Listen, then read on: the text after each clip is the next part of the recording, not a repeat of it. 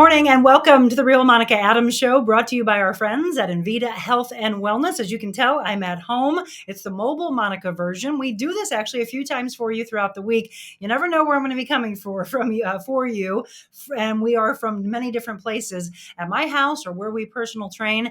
And the greatest thing is that I can do that anywhere. So if you have a business, if you have a corporation, you have a nonprofit organization, you want me to come speak to you, we could do the mobile Monica version from wherever you are. And that's how we're going to change the world. We're going to go outside of St. Louis. We're actually speaking. My friend Michelle, as you know, that's also on my team and moderates for you. She's actually going with me to the Velocity Conference in Kansas, just outside of Kansas City, coming up in just a matter of weeks. And we will be able to spread this message of positivity mentally, physically, and spiritually to so many people. And that's what we want. It's not just to keep it right here in our area, but to spread the word. And we're doing that, by the way, also by handing flyers out and by constantly telling people that this platform exists and that you don't have to wake up and watch the news and get so frustrated by the negativity of our world, that we're here to spread this kindness to each other, to open up and have a path that allows other people in. The show we're actually going to do today is about that, spreading the word, not only outside of St. Louis, but out of the country. Michelle was in Cabo San Lucas, which she and I have been going to since 2010 when we first discovered it. And then both of us bought timeshare. She bought hers a few years after mine, and we go there. She goes there every year with her family and with friends. And she was in Cabo San Lucas. They are at Diamante. Mine is at Grand Somar, right by Land's End. Two beautiful places. Well, she's there and she meets an extraordinary woman. She gets in touch with me immediately and says, Monica, I have somebody for your show. She starts to tell me her story, and I said, boy, do you. You want to talk about survivorship, and seeing yourself or someone that you love that might be going through the word that we hate, the C word. We've all been affected in some way. I lost my father in 1995 to that word, cancer. Some people, though, have survived. Some people are struggling through it. Some are going through treatments. We want all of you to know that we're here for you. This is a community of support. Well, the woman today, stage 4 inoperable lung cancer, metastatic. She's also a nurse anesthetist for many, many years. She's on several boards. She's learned the power of taking care of herself to elongate her life, prolong her life until, as she says, they can find a cure. She can live the best version of her life. Her name is Marty, and she is my guest coming up next. Envita Health and Wellness, where you can feel your best both inside and out.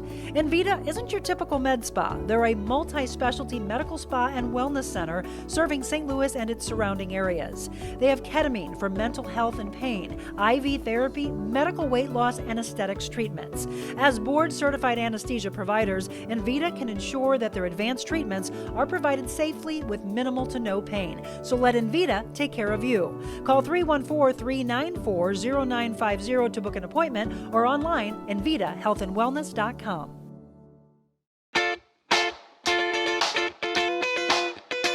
Welcome back, the Real Monica Adams Show. Thank you so much for tuning in. And as I mentioned, you see her in a little box, so let's make her bigger. Marty Henley is my guest. Marty, thank you so much for being on with us. You are speaking to us from West Virginia, right? Yes. Well, thank you. And I'm so glad how you and Michelle had a chance to meet. It was all through a swim up bar, right? That's correct. Take us back to that. It's just been about a month ago. Yes, we went down there. My daughter had graduated from nurse anesthesia school and was doing a little girls celebration. And so I was at the swim up bar and started talking to this lovely lady and her husband and son, and it was Michelle. Well, and so she has incredible energy. As she said, you had incredible energy. And how did the conversation ever start coming up about what you're going through? Well, we were talking about just what we did for a living and why we were there and how long we had been at the Diamante, which we've been there quite a while. Mm-hmm. And she asked me what I did, and I asked her what she did, and she said she worked for you and that you did podcasts. And I said, oh, I could be on her podcast, jokingly. And she said, "Well, what do you qualify to be on a podcast for?" I said, "Oh, What's your stage 4 story? inoperable lung cancer." And you told her what? I said, "I have stage 4 inoperable lung cancer. Does that count?" She said, "Yeah." Yes. And so we're going to tell that story. By the way, I absolutely love your shirt. And this is why I wanted to do a Yes. zoomed up version of us. Die, cancer, die. I've seen people wear shirts, Marty, that say, cancer picked the wrong person. I'm kicking Yeah. cancer's butt, all of that. So, first of all, you're a survivor. You are a strong woman. Without you being in front of me, I can feel the energy of you. Take us back to 2020. I actually, the whole thing started in probably November of 2019. I started getting hip pain, and I thought it was sciatic pain. And I dealt with that, and I was working 60, 70 hours a week, and I was trying to not slow down. I never slow down. I have a lot of boundless energy. And I was limping, and I thought, maybe I ought to go see a chiropractor. So we have a very close friend, and she saw me, and it just kept getting worse and worse and worse. And then one of the physicians in our operating room said, "Why don't you just come see me? We'll get an MRI of your back. Maybe you have a slip disc." So we did that. And he said, "No, it's just sciatica." And I went to a physical therapist, and then COVID hit. Mm-hmm. And my son lives in Aspen, Colorado, and we went out there skiing in February, and we were just killing it. Skiing did not hurt this pain. I don't know why, but we skied 21 miles in 5 hours. So Yep. the lift tickets count your runs. And I did fine at 12,500 feet. I was a little short of breath, but everybody was. Right, exactly. And so we got back, and I noticed slowly I was having trouble walking from the parking garage to my office. And I would get back and I would be out of breath. And I thought, oh my, I have COVID. So I called this 24/7 hotline that we have, and they said, "Oh, you better go get a chest x-ray." And when I saw the chest x-ray, I had a pleural effusion in my right lung up to here. And no wonder I couldn't breathe. It was, and in the minute I saw the x-ray, for some reason, this kid let me see the x-ray. I knew immediately what it was.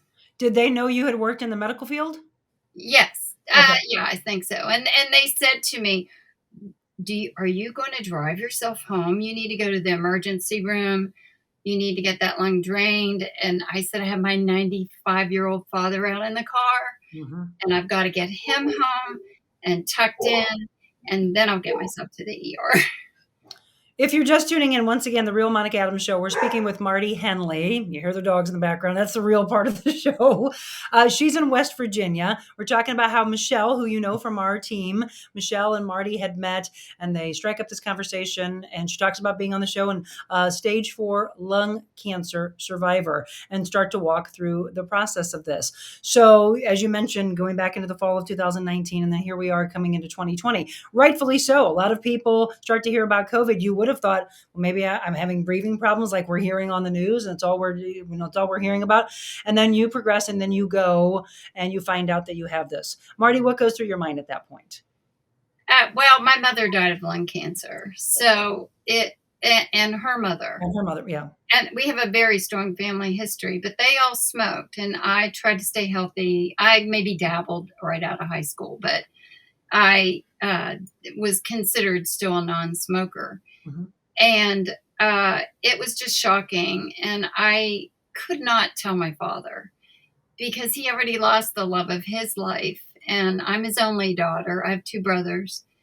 And it was very, very difficult to tell my children and my husband. And I've got a phone call from my pulmonologist who did the thoracentesis. And he said, "Well, I've got good news and bad news." And I said, "Well, what's the good news?" And he said, "You don't have COVID. And the bad news is," he said, "Are you alone?" I said, "Just spit it out." I said, just tell me." And he said, "You have stage 4 inoperable lung cancer." And I was sort of shocked, not shocked, because I knew you don't get pleural fluid for nothing. But I said, how can you say it's stage 4 and how can you Right. say it's inoperable? Right. And he said, because it's already in the cells or in the fluid. And, I would put people to sleep and wake them up and ship them off and never really knew much about cancer or the follow up. Um, Because I as we said, in case you missed in the beginning, Marty was a nurse anesthetist for many years. How many years, my friend? 44. 44 years. Thank you, by the way, for everything that you did. But again, here you are as the healer, the protector. So many people came to you, and you obviously work with so many people that have been sick. But now here it is flipped upon you, and now you're in. Now you're the one that's going to have to be taken care of. Shock is usually what we always hear. Anytime anybody hears that C word, and it's them or it's someone that they love, and then you go through stages in your mind and in your whole. Talk us through those stages. Well, at first, obviously, I knew I needed an oncologist, Mhm. so I got a local oncologist. But we are the largest. The hospital that I worked at is the largest hospital in West Virginia, but we're still considered rural. We're a rural state, Mhm. and so we don't have lung cancer specialists here. Right. And me knowing this through my background, I went and he had me actually sign up for chemo and immunotherapy. But in the meantime, he did a blood test called biomarker testing. Mhm. And he said, we're going to send this off, but we're going to go ahead and proceed with this plan because this is pretty well advanced. And they also had me do my hip pain was bone metastasis. Mhm. And I knew that I needed a brain MRI because lung cancer normally spreads to brain bone. And so when I got my brain MRI back, I was just mortified. I had 4 brain tumors. They were small. And he said, first, we're going to radiate your hip. It's causing the most pain. I couldn't sleep or actually get comfortable. And 5 radiation treatments. It's called SBRT. It's more targeted treatment, high dose. 5 treatments, not a problem, very easy to tolerate. Mhm. That pain went away. It was just miraculous. And I was just tickled pink. And then they said, well, now we're going to radiate your brain tumors. So SBRT to the brain is a little different. They make a mask and it fits over your face. And I had actually anesthetized children for brain tumors for this. And I saw them lay the mesh over their face, it hardens. Then they bolt your head to the table. So we had to anesthetize children because they couldn't tolerate that. And I just thought, oh, that's going to be me. And I'm so glad I've actually seen it and understand what it is. And so they were nice to me. They cut my eyes out and my nose and my mouth, but they had, it was like pushing in on my chin. And so I had that done. That was just 5 treatments. And I thought, if I just can't lay here versus having brain surgery, I can tolerate this. Mhm. So I talked myself through it. I did a lot of praying and just tried to calm myself down. So that went fine. Those are gone now. Awesome. And I found out via my biomarker testing that I had EGFR lung cancer. And it's a certain mutation. So what they've done, lung cancer has just made absolute strides as far as being innovative. And they've learned that these tumors have biomarkers which let you look at what mutation in the genetic code Mhm. is so they can target the medicine specific to the mutation. There are thousands of mutations and not all have treatments. Mhm. But mine happened to be the most common type.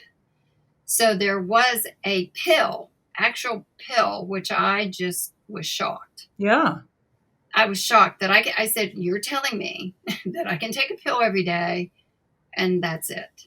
And they said yes. And no chemotherapy.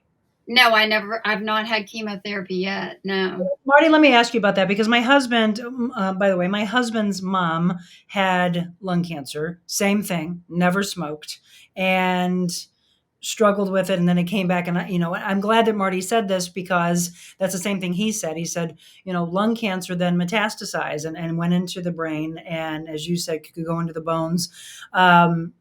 But it's, what is out there and what does chemotherapy do to the body? What does the radiation do to the body? And then you see, bouts and bouts of it that people go through. And some people are very against it. Some people say, Mhm. I'm not doing it. I don't want to go through that. So when you were diagnosed with it, in your mind, looking at the treatment, knowing that it was inoperable, did you say, and obviously being 44 years as a nurse anesthetist and being in the medical field, seeing so many things, did you in your head think, this is how I want my treatment to go and here's what I will not do?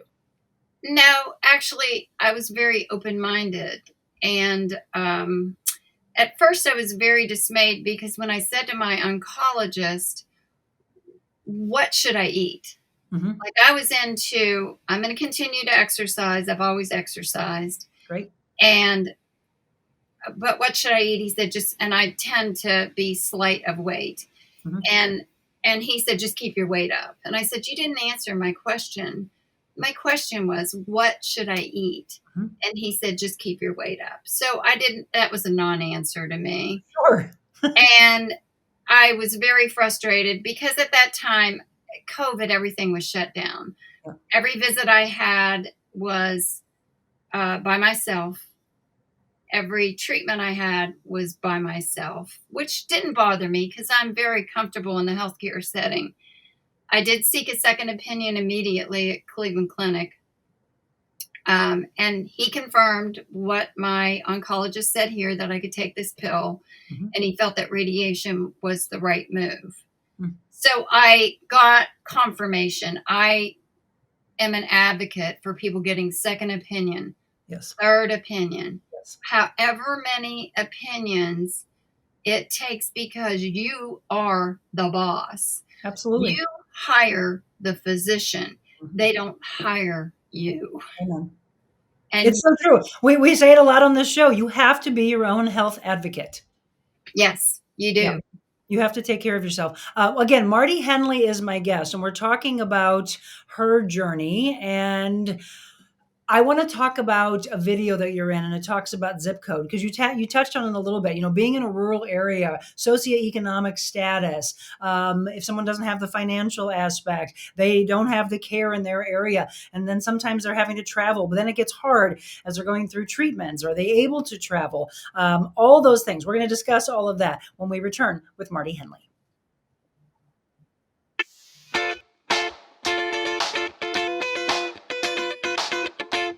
It's the icing on the cake.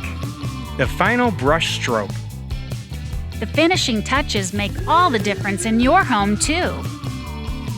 Have fun and get started at carolhouse.com/room planner. With thousands of accessories in our 3.5-acre showrooms. Get your picture-perfect room and the lowest prices in the country at Carol House. Because you like nice things. Of course, it's great to get outside and enjoy the warm weather, but when it's time to relax indoors, be sure your home stays cool with equipment and service from my friends at Aldon. 24-hour emergency service available. At Aldon, it's their commitment to continue providing above and beyond HVAC service for all of their customers. They truly care about the air you breathe. Call them today at 314-567-5585 or on the web, aldon.com. That's al-don.com, 314-567-5585. Back. If you're just tuning in, it's the Real Monica Adams Show, the mobile version. And if you missed any part of the beginning, go back. Again, we're always on Facebook and on YouTube. And if you didn't know, we drop a new podcast every Thursday, and that's on all of the audio podcast platforms. We take some of our absolute favorites that maybe you heard or maybe you missed. If you heard them already, it's like a resource to come back to. You can see Marty Henley is my guest, and we've been talking about her journey. Stage 4 inoperable lung cancer, metastatic. ecstatic. She also was in the medical field for 44 years. And again, we thanked her for what she's been doing. Not only that, I mean, you gave me your curriculum vitae, your resume. I loved. And I mean, woman, you're busy. I'm going to put my glasses on because I mean, what you have done and then the boards and how you're wanting to give back is what I really love as well. Paying it forward to others. So West Virginia, by the way, is what we said, Charleston Area Medical Center. And she said, my field of responsibility was in the management of the Department of Anesthesia, including financial management, supervision of over 100 professional CRNAs and 15 other non-professional employees, recruitment, retention, policy, procedural oversight. But she also served as the clinical director of the School of Nurse Anesthesia and promoted the clinical education of their nurse anesthesia students and maintained a positive, it's all about positivity, right? Positive collaborative environment between the staff and the general services, their contracted physician anesthesia group, and oversaw the implementation of the electronic anesthesia record. And then it goes on, folks. Look, it goes on and on and on and on and on. It's 4 pages of it. What are you most proud of in what you've done and the boards you've been on? I think that obviously putting our department back together, we were 36 positions short when I took the job, and we were able to rectify that within 3 years. And it's hard. You just can't get anybody off the street to do that. You have to be able to recruit. Mm-hmm. And it's hard to recruit to West Virginia. I think the thing I'm most proud of is being on the medical executive committee and being the first APP, advanced practice practitioner, to have voting rights. And the history of our hospital's organization, and it's been around a long time. So that was good. And I had to drop out in the middle of it with my cancer diagnosis. Sure. When I got my diagnosis, I just thought, this is God talking to me. It would take a crane to get me out of here, and a crane it was. And so I walked away from it all. And obviously very hard. Probably, besides the fact that the physical side, you have to take care of you. You're the most important person, first and foremost, in your own health. And then when something like cancer is working against you, you've got to do everything that you can. You mentioned when we were emailing back and forth that you are going to be here on this earth until they find a cure, or you will do everything you possibly can to do what you need to do to be your own health advocate, to be able to take care of your body. Go in a little bit deeper on that. One of the first things that I did, because I was very frustrated about the resources available in our zip code and the time of COVID, which really complicated matters greatly. Sure. Is I found online a holistic cancer coach, which I had to pay for. It was not cheap, but it was the best thing I think I've ever done for myself. Beautiful. And her name is Leslie Nance. She has a company called Any Stage Cancer, and she's revolutionized my thought process. I thought I was going to get nutrition counseling. Mm-hmm. That's what I was after. And she did mindset work. Yes. And just relayed some very invaluable thoughts for me and planted them in my brain. She made my own personal meditation for me. And she said to me, before you had cancer, did you know when you were going to die? And I said, no. She said, so what's different? Do you know when you're going to die now? Beautiful. Said, no way. What's her name again? Her name is Leslie Nance. Yes. So what Leslie is doing, Marty, is so impactful and powerful, and it's the one common thread that will pull all of us together, because anything anybody's suffering from, we're talking about the physicality aspect for you and cancer. As your shirt says, though, die cancer dies.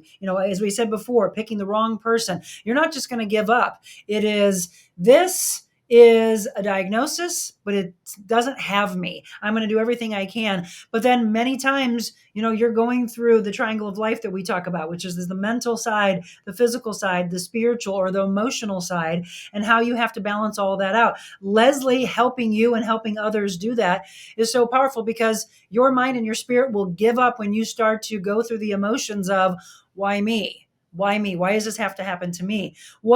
So how did she go deeper with you on taking care of these two things as opposed to just the body?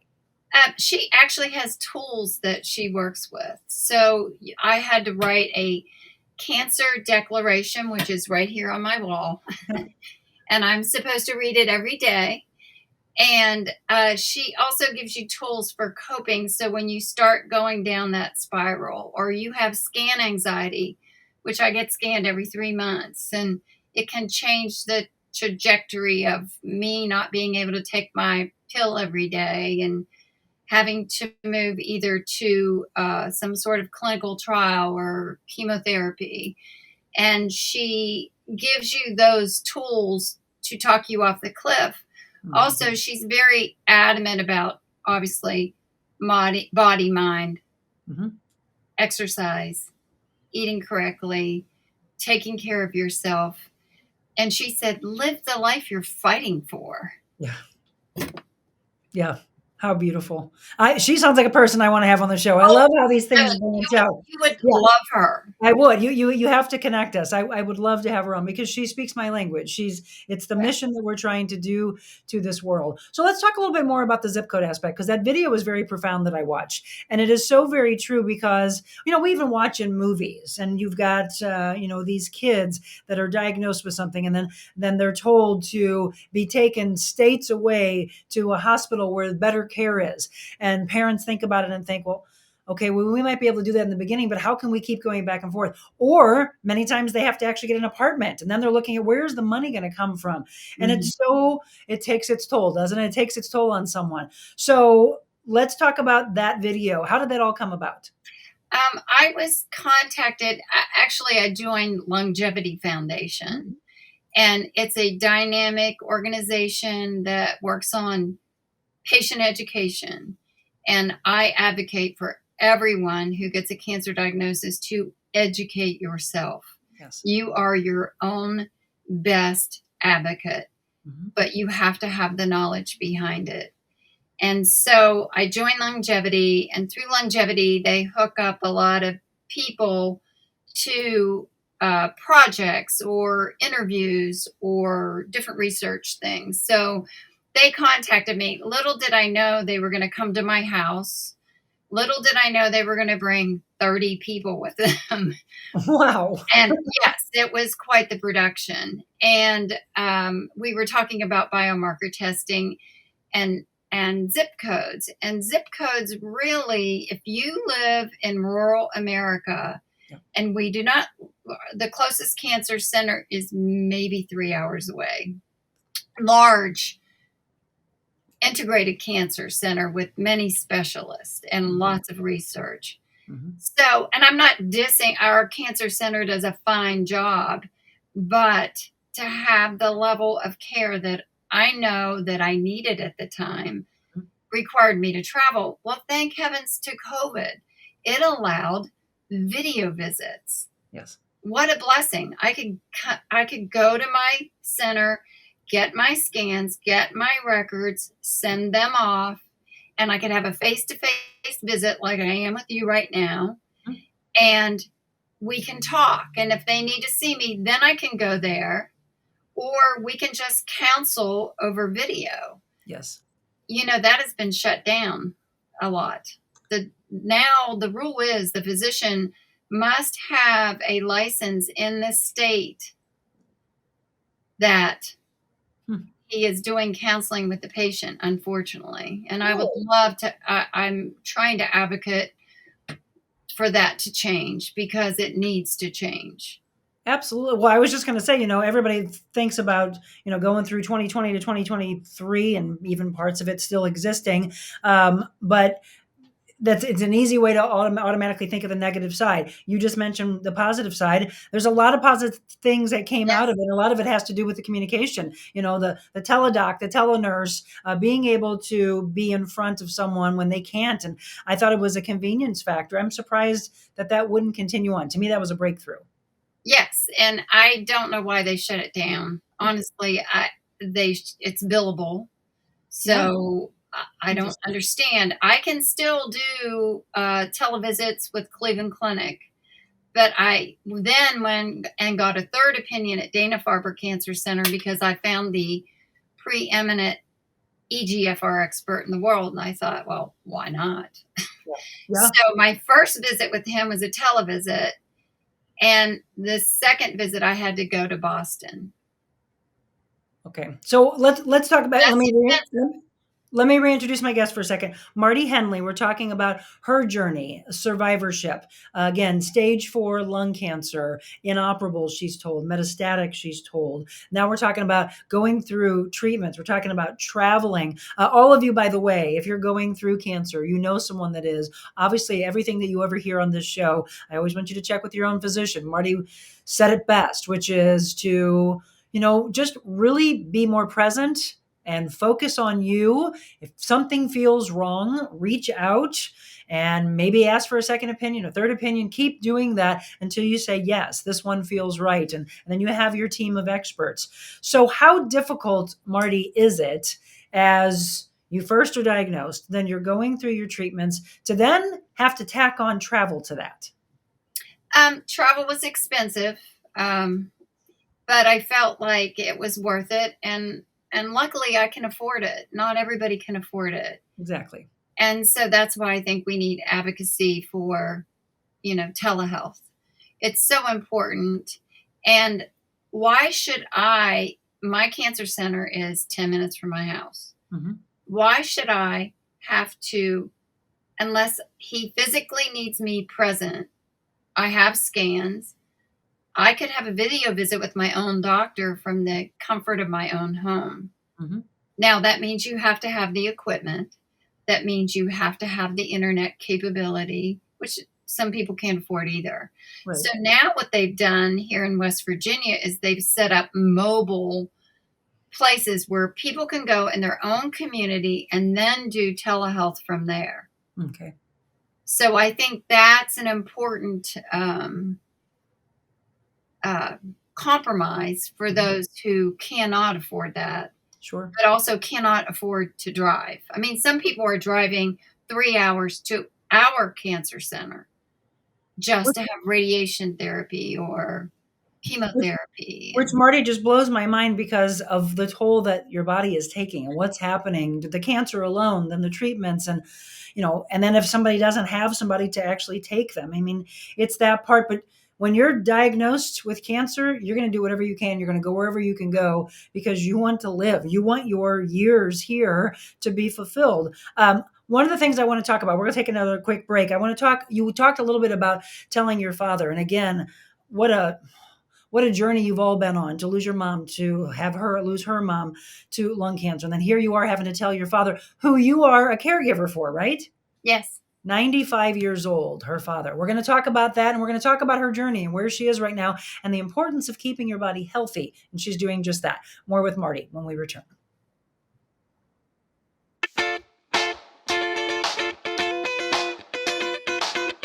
Warm weather, sand beaches, and boats galore. It's not Florida, it's a Lake of the Ozarks. Florida Direct Palm Trees brings tropical flair to your patios, docks, and yards. From a few feet all the way to 25 feet, there are palm trees for every property. Florida Direct also provides palm tree potting soil, palm fertilizer, large decorative pots, and a wide selection of locally grown tropical flowers and plants to add the perfect accent to your tropical paradise. Florida Direct Palm Trees, bringing paradise to your patio for 14 plus years.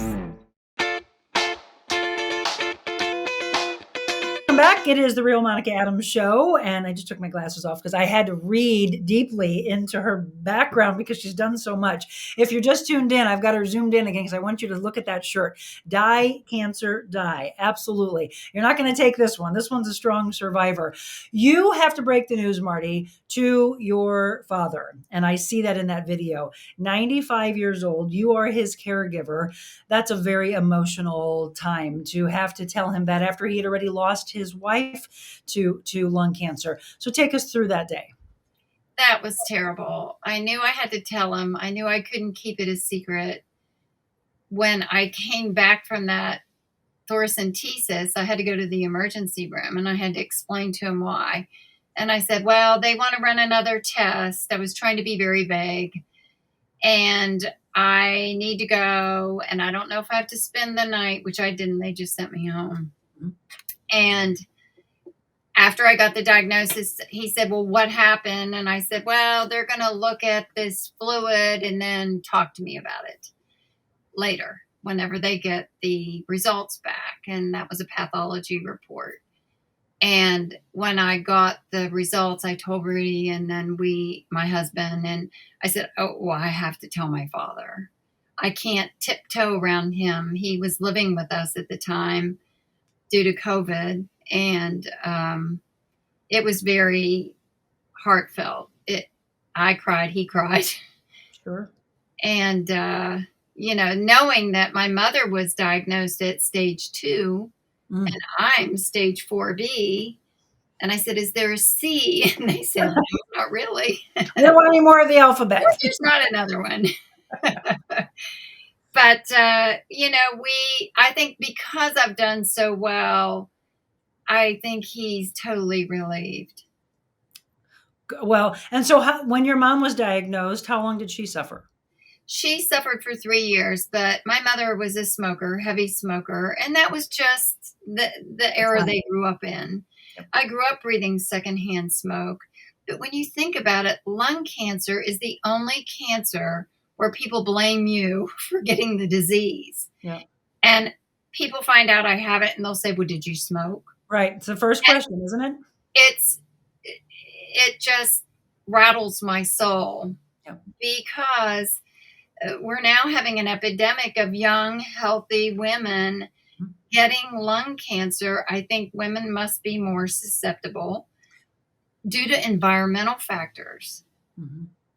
And what we're breathing in on a daily basis and what's out there and accepted in the world. Right. And I have nothing against advocacy for other types of cancer, but lung cancer is the most underfunded cancer that affects more people die of lung cancer than any other cancer in the world. Mm-hmm. And it affects more people than any other cancer in the world.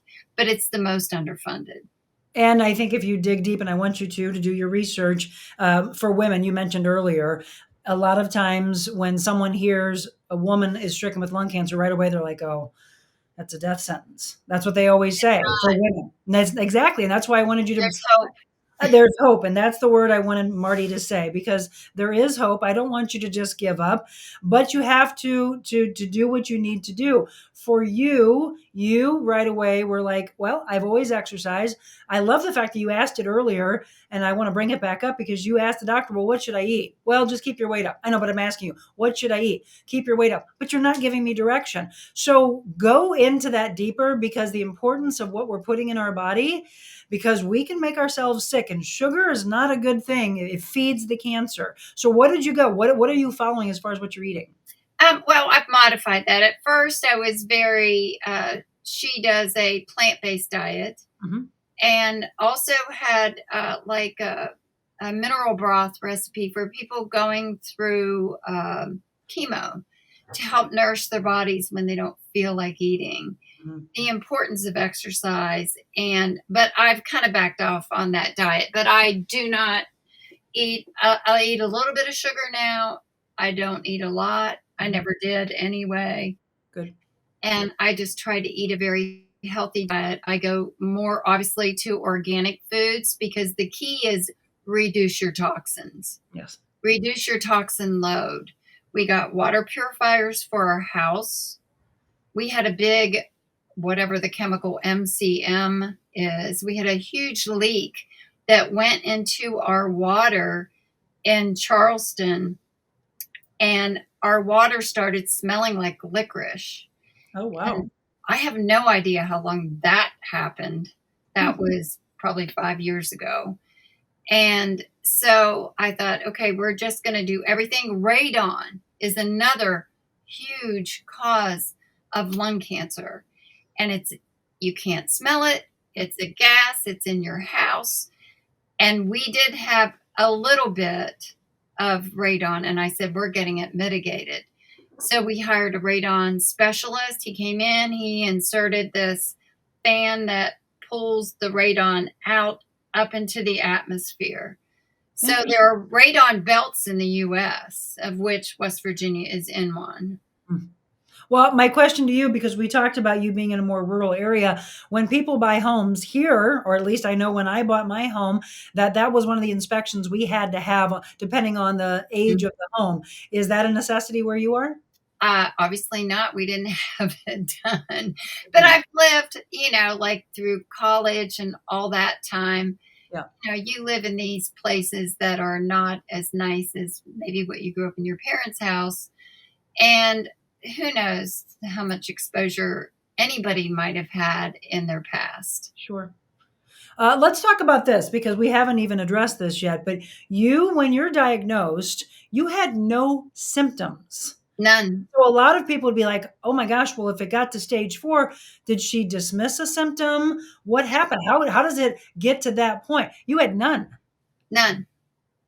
A lot of cancers are like that. It's, lung cancer isn't the only one, and people are just taken off their feet because you get this news that it's so advanced, and like, how did I not know? Right. How did I not know? So that's the part that fascinates me. And it's like, obviously you don't want it to get to that advanced stage, but what would we be looking for? What would we have missed? What was going on? I mean, you had nothing, no inkling whatsoever. No. I did notice, the weird thing I did notice was that when I would yawn, it would catch. And I didn't understand that, but I didn't think a lot about, I didn't put 2 and 2 together. And I would have never thought that left sciatic pain would have had anything to do with my lungs. Right. I do realize that I think I had weak lungs growing up. I had pneumonia frequently, but it could have dealt with the fact that I grew up in Steel Mill Valley near Pittsburgh. And also I ran. I was a big distance runner. And so I would run in Steel Valley, and then I came to Charleston and ran in Chemical Valley. So I always had, somebody said to me once, for a healthy person, you sure are sick a lot. And I would frequently get colds. And I think that, all women get tested for breast cancer, but you have to advocate for yourself for lung cancer. Only if you are a smoker with a certain pack year history can you have a low dose CT. But if you have a family history, even though they say it's not genetic, that you should advocate for your own testing and push for your own testing. Yeah. Well, and there's a lot of testing. I think, you see all these shows done, or you see these commercials where there's PSAs, ask your doctor to do this test, but then people forget what they saw.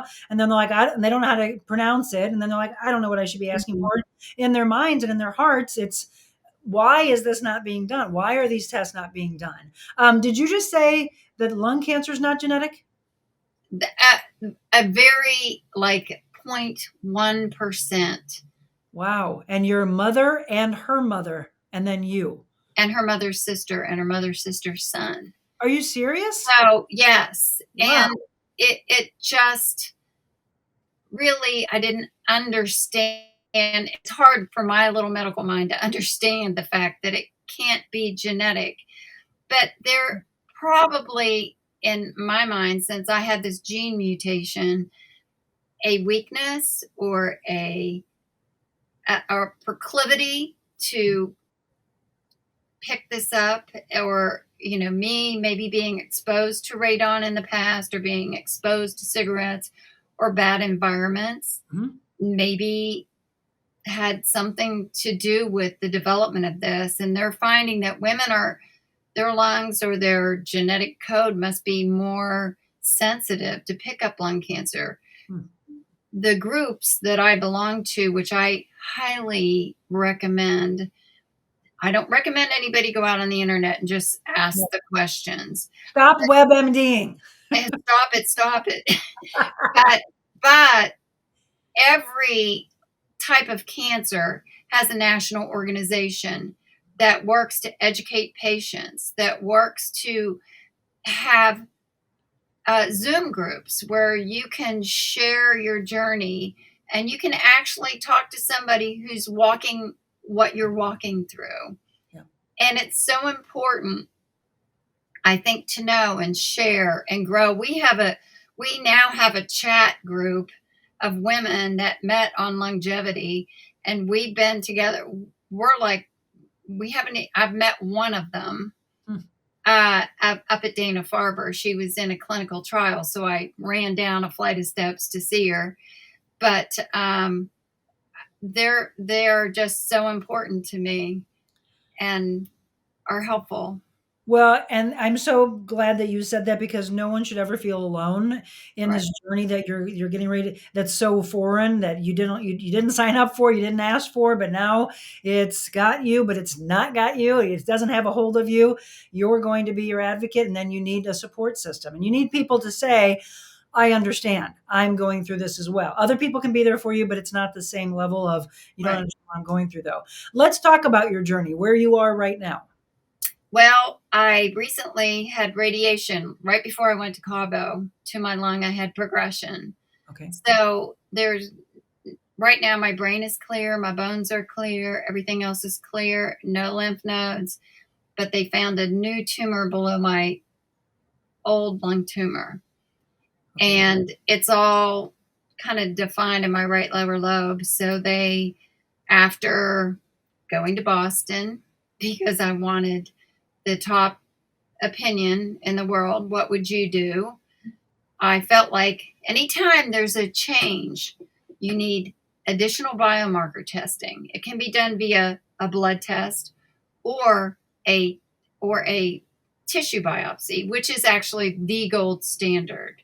So the question at hand was, should I get a tissue biopsy to see if I have a new mutation? Because there are other drugs that you can switch to, targeted drugs that are just pills, that you can switch to and stop the new growth that has worked around the treatment. And so I think after much discussion back and forth between Dana-Farber and Cleveland Clinic and my physician here, we all decided that radiation was the best path. So I had 15 radiation treatments, exercised through the whole thing, and they said, "Are you kidding me?" And I said, "Well, why not?" I said, "Why not? I have to go slower." Yeah, I was just going to get into your exercising and how it's had to shift a little bit. Yes, I have to, I'll do a little cardio, and then I have to catch my breath, and then I do really HIIT exercises. So I just walk in between until I catch my breath, and then I go on to the next one. But it's worked well for me. I feel great. And how many days a week do you work out? I work out 3, but I usually walk. I work out hard 3 days a week, but I don't sit still. That's right. I'm telling you, cancer picked the wrong woman here. They sure did. Yeah, absolutely. So she's on this journey, and she's going to continue to be on the journey. But I hope the message that you hear is that she is being her own advocate, and she's not just going to sit down and let it take over her life. I know that so many of you are going through this right now, or you have a loved one that's going through this, a coworker. Again, the word cancer, as soon as you hear it, people have an aversion to it because you go right there in your mind of either you going through it and you're a survivor, someone that you know having treatments, and like Marty, she's going through the treatments right now, or you know someone that you lost, and you just go through so many emotions of it. But you've got to keep your mind strong, your spirit strong, and then you have to find that support system around you. I think that is one of the most impactful and one of the most powerful things. You don't ever do it alone. So what are the doctors saying for you right now, Marty? I have to have a PET scan next month, and as long as everything's stable, I'll just stay on my targeted pill until they said you don't get any brownie points for going off early. So this is considered my first line of treatment. And so I know some cancer patients who are on their 6th, 7th line of treatment, but I also know cancer patients who've been alive for 15 years. Yep. And everybody's different. You cannot compare your journey to anyone else's. Everybody's cancer acts differently. Everybody has a different mutation. What I try to do now is when I find out that somebody's been diagnosed either in our valley here, reach out and say, how can I help you? How can I support you? I have a dear friend that I grew up with in Ohio, 1 block from me. She was just diagnosed with lung cancer, and I've been helping her with her journey about, I said, you need to fire that guy. Well, because he made light of biomarker testing. I said, it is the standard of care. It is standard of care. And so you do have to be your own advocate, educate yourself. Yes. Take good care of yourself. Well, and one of the reasons I wanted Marty to come on is to, again, she's speaking firsthand of what she's been through. And I want her to have dropped some tools for you of what you're going through. If you right now are also like her and you're going through any form of cancer, or, you've just been diagnosed and it's brand new to you, that you look at things that she and I are talking about, you hear them, you receive the message, and then you ask the questions to your doctor. Don't let them dismiss something that you believe in. But I also thought you brought up a really good point earlier, in case you missed it, that please stay off the internet and try to get away from WebMD and everything that you're trying to diagnose, because it will really dampen your spirits. It will take you through this rabbit hole of a darkness, and you're going to go, oh my gosh, this is going to happen to me. No, you got to live like you are doing. You're living, truly living, Marty, in the moment, and you're not letting it slow you down. Doctors might say, well, don't work out. Well, I want to work out. That feeds your spirit. That feeds you mentally. And you're doing everything you can, eating properly, traveling, going to Cabo San Lucas. Were they okay with you traveling? Oh, yeah. Okay. Good. Well, I told them, I said, whatever we do with the radiation, we're working around my trip to Cabo. How often do you go? We usually go once or twice a year. Once or twice a year. And we're going to Italy in November. Oh, this was our pre-COVID, pre-diagnosis trip that got canceled. So good for you. We're back on. How long will we be in Italy? 3 weeks. 3 weeks. Have you been?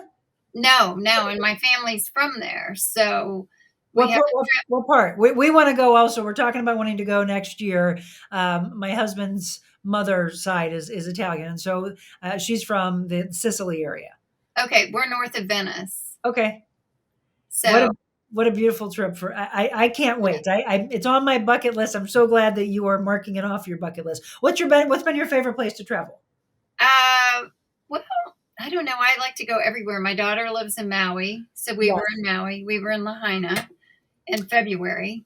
I was just going to start with that before we wrapped up with you. So your daughter is fine after everything that's taken place in Maui. So you've talked with her a lot. What is she saying about the area? She just said that everybody has gone through a lot of mental trauma, that she knows people that have lost absolutely everything. And, the loss of life and not knowing. And now the economy, they've said, stay away. People are staying away. Some tourists are going, and they are really obnoxious and not being very thoughtful about what people have been through. And so it's tough there. It's tough. I can understand how local Hawaiians feel that they're getting priced out of being able to live there. Yeah. My daughter struggled since she got there. It's a very expensive place to live in the world. Well, I also saw something on the news that people are coming, and I mean, everyone is a victim right now, and they're trying to find their way again. And there's still thousands that are missing, and that hardship that people are going through. And then you have these people that are coming and trying to buy their property. That made me sick to my stomach. Right. Yeah, it's devastating. Is there anything that she says that we can do when we're hearing about what they're going through? What's the best thing we can do? Well, I heard something online the other day that talked about if you can donate directly to the people who have lost everything. Insurance companies take forever. So I asked my daughter, Sarah, I said, who do you know that could benefit? And we've actually Venmo'd her money, and she's Venmo'd individual people who have lost it all. And that money can help them get through the next day, the next month. They can, buy what they need. I mean, they don't even have a vehicle anymore. It's just unbelievable. But all those people who have lost everything are helping one another. Yeah. It's such a great spirit of lifting each other up and being together. Well, and Marty, that's what this show has always been about, is get out of your own way, see what's going on around you, offer up a hand wherever we can. If you're healthy, you're blessed, we'll realize that's a wonderful thing, because our lives are like this, as Marty just told you. Here she is going along okay, and then 2019, 2020 happens, and now this is her journey, and this is who she is, and this is how she's giving back to spread along to you the information that you need. But then all these things happen, these devastating things happen in Hawaii. We've talked about the hurricanes that have happened in Cabo. I remember Odile that happened in 2014, I believe. And then it's in your heart to say, oh my gosh, I want to go there. I want to help them, because that's what they need. It's not, let's just stop. They need the tourism again. They need to rebuild and any way that we can help. But I think that's a good point. Instead of just giving to one organization and you wonder, well, where's it going to go? How's it going to help? Well, thank you for sharing that. I'm going to take one final break. And the way we always end the show is teaching each and every one of you the importance of knowing your value. This woman, a very valuable woman that is sharing this story of hers. And I thank you so much for doing just that. Take one quick break and we'll wrap up with Marty when we return. Envita Health and Wellness, where you can feel your best both inside and out. Envita isn't your typical med spa. They're a multi-specialty medical spa and wellness center serving St. Louis and its surrounding areas. They have ketamine for mental health and pain, IV therapy, medical weight loss, and aesthetics treatments. As board-certified anesthesia providers, Envita can ensure that their advanced treatments are provided safely with minimal to no pain. So let Envita take care of you. Call 314-394-0950 to book an appointment, or online envitahealthandwellness.com.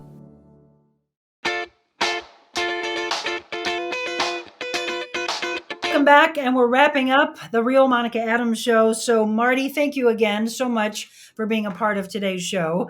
One of the things we always teach is the importance of your value, knowing your value in every aspect of life and how important you are to this world. We've been reading from the Blueprint for Value, the 52 habits to discover and strengthen your personal worth. And one of them, she actually talked about earlier, right? Environment and what happens in our environment, being more present. What are we breathing in? All these things. So kind of ironic that that's the one that shows itself today. The places you live, work, and play affect your thinking. When your basic day-to-day life activities are a struggle, you drain your resources and you begin the race 100 meters behind the starting line. Living and working in an organized environment free of distractions can send subtle messages that you are valuable and that you're worth taking care of. And as you begin to function with greater clarity and more efficiency, your personal worth account will increase. There will always be something to clean. There will always be obstacles to overcome and less time to work. However, you can take steps to reduce the clutter, remove the obstacles, or change your location. So the takeaway, clean up. Show yourself that you're worthy of a clean environment, worthy of a little TLC, and worthy of starting at the starting line. How interesting that that's the one that chose itself today, when you said you used to be a runner and you know all about those starting lines. Yes. Marty, what final message would you like to get out as we wrap up? Well, I think being your own advocate for your disease, whatever your disease is, you have the strength. Educate yourself. Be knowledgeable. Find a way to give back. I went to Haiti for years, and it really allows you to live with the attitude of gratitude, that no matter what my circumstances, there are people out there that really are not doing as well as I am. Right. And I have to be grateful for that. And I have to show my gratitude by giving back, even through this cancer journey. Yeah. We shouldn't ever stop. Well, you're not stopping. I know that. You're like an Energizer bunny. I hope I get a chance. Maybe we can There is coordinate. hope. Yeah, There there is. is hope. Always. You used that word earlier, and I'm so glad that it came back. We're talking about having me come with Michelle to their location next year. So maybe we can coordinate our schedules that I'll get a chance to meet you in person. That'd be fun. I would love it. Thank you so very much for sharing your story. And yes, please get with me. And I'd love to feature Leslie. She sounds like an incredible human being. She sure is. Thank you, Marty. Healing energy to you. And we'll be following your journey. Okay. Thank you so very much. And to all of you, thank you each and every day for tuning in. Again, whatever journey you're on right now, talk with your doctors, be your own advocate, and take care of you because you do matter. God bless you all. Remember, I tell you all the time, in this world where you can be anything, get out of your own way. And first and foremost, be kind. God bless you all. Love you.